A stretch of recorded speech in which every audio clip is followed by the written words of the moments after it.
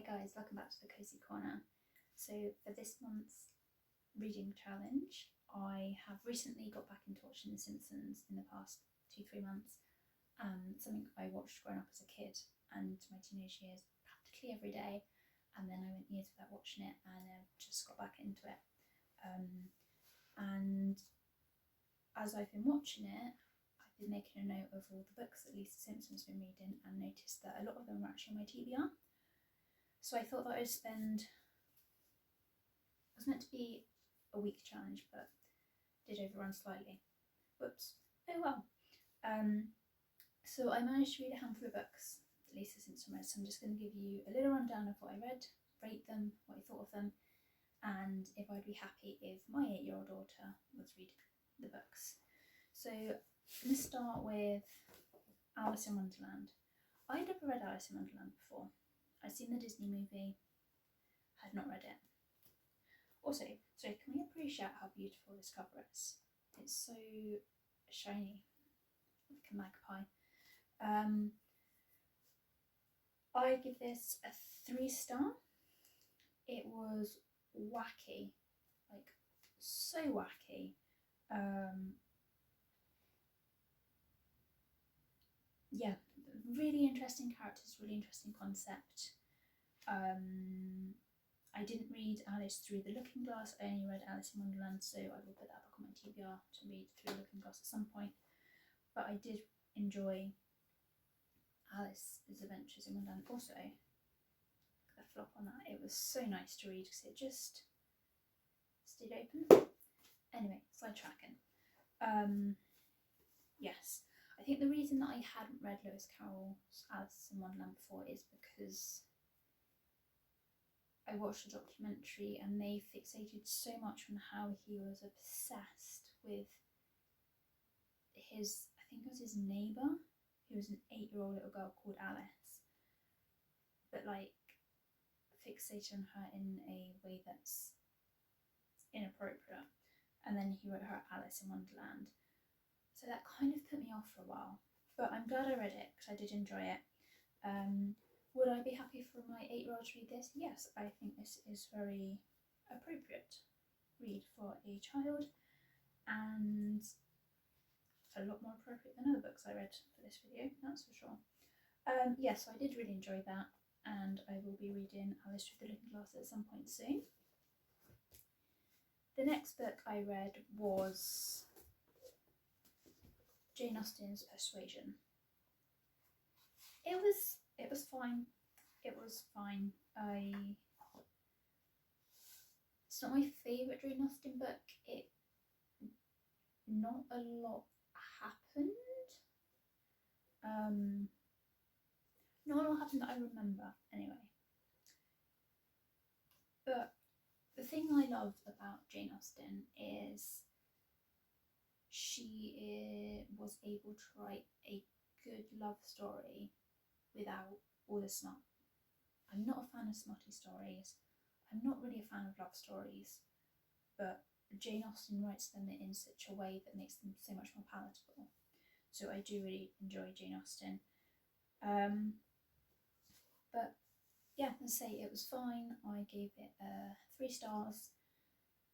Would I be happy for my 8-year-old to be reading this? Yeah. I think not as child appropriate as Alice in Wonderland, but I didn't find anything wrong with it as in content. Do I think an 8-year-old would enjoy this? Probably not.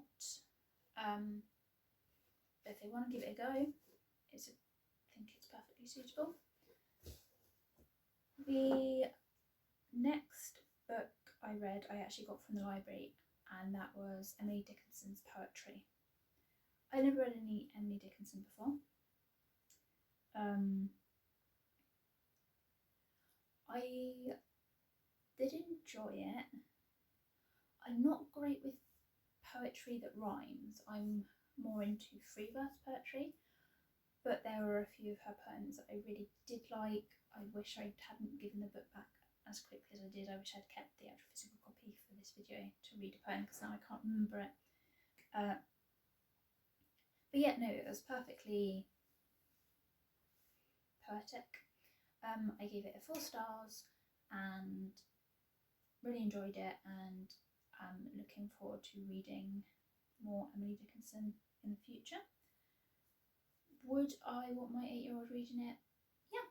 I didn't see any issues with any of the poems that I read. Do I think an 8-year-old would understand the poetry? I think some of them are understandable, but other ones would maybe be a bit more difficult for an 8-year-old to understand. But I mean, Lisa Simpson is pretty savvy, so I think it was appropriate. The next book I actually got as an audiobook just because it was so darn long, and that was Dostoevsky's The Brothers Karamazov. I did universal literature at A-level and loved it, but we never touched on Russian literature, so this is my first Russian literature and obviously my first Dostoevsky. I absolutely loved it. Dostoevsky's style of writing is so inclusive in the sense that he addresses the reader so frequently that you feel almost seen and heard. I can't remember the exact passage, but it read something along the lines of, but I won't recount that again as not to bore the reader. And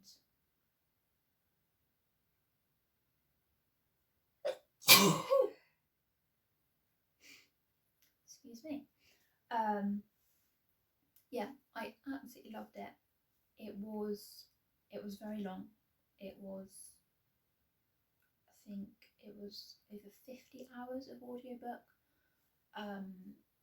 But it didn't feel like 50 hours because it was just so easy to listen to. I cannot wait to read more Dostoevsky and more Russian literature. I really enjoyed it. I gave it a 4.5 stars. Do I think it's appropriate for an 8-year-old? No. There's murder, there's betrayal, there's thievery, there's corruption of the justice system. No. I think GCSE level, so yeah, maybe 16, but I would not want my 8-year-old reading it. But I did thoroughly enjoy it, a lot more than I thought I would. So that was really exciting. Talking about books that I would not want my 8-year-old to be reading, is the next book, Sylvia Plath's The Bell Jar. First of all, if you're going to read this, please read the trigger warnings. Research them, look them up, because I don't think there are no trigger warnings in the first few pages. I did not look up trigger warnings and I wish I did. It would have just been nice. I just still read it, but it would just be nice to have a little heads up about certain themes I would be encountering. That aside, this is so stunningly written. The way Sylvia Plath writes about madness is so poetic. She makes it sound like it's the most normal thing in the world. I was so captivated, like the pages sucked me in and I was right there with the characters, walking through every page with them. Absolutely loved it. Gave it 4.5 stars. The first half compared to the second half, the first half is really calm and serene, and the second half feels like a bit of a fever dream. But as I said, I really enjoyed it. Would not want my 8-year-old reading this. I would be absolutely terrified if I found this in my 8-year-old's hands. There's so many concepts that they wouldn't understand and shouldn't understand at the age of 8.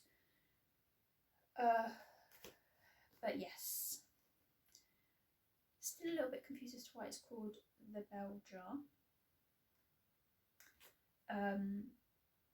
But in terms of style of writing, loved it. Yeah, just please look up trigger warnings for that one. And then the last thing I read, and I didn't read the whole thing because I ran out of time, and that was Edgar Allan Poe's The Raven and Other Tales of Horror. So I read The Raven, The Oval Portrait, Murders in Rue Morgue, what one did I read? MS Found in a Bottle, and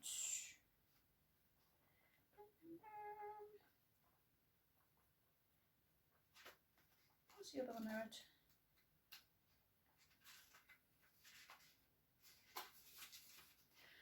Oh, I can't remember. Premature Burial, I think I read. Anyway, yes, so I read a few, I dipped in and out, didn't have time to read the whole thing, so I just chose a handful and read them. They were quite wacky. Loved The Raven, loved Murders in Rue Morgue.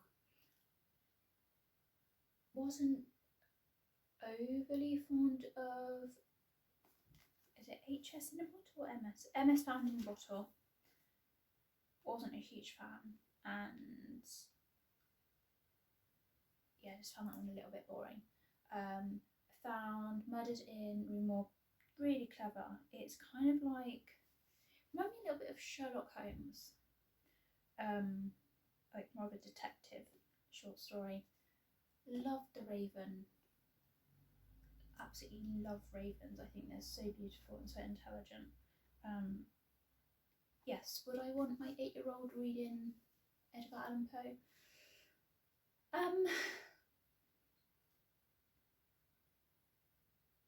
Probably not at 8. I like them to wait a few years, but definitely not the most inappropriate book I've read for this video. Yeah, I think maybe certain, I think because they're a collection of short stories, it's hard to say yes or no. I think there are stories in here that I would allow my 8-year-old to read, but then there are stories in here that I would not allow my 8-year-old to read. So 50-50 on that one. What did I rate this? I rated what I read an average of 3 stars. So pretty good. Again, I imagine I will put this back on the TBR and pick it up again next year, around spooky season. And that was what I read for my Lisa Simpson reads. I really enjoyed the challenge. I found new authors that I really liked. I confirmed that I am a total scaredy cat and not a lover of horror stories. And I found a new poet that I liked. So overall, that was a win. Let me know down below if there are any other challenges you guys would like me to do. But yeah, hope you guys have had a really good reading week and are looking forward to your next reads. And I'll see you again soon. Bye.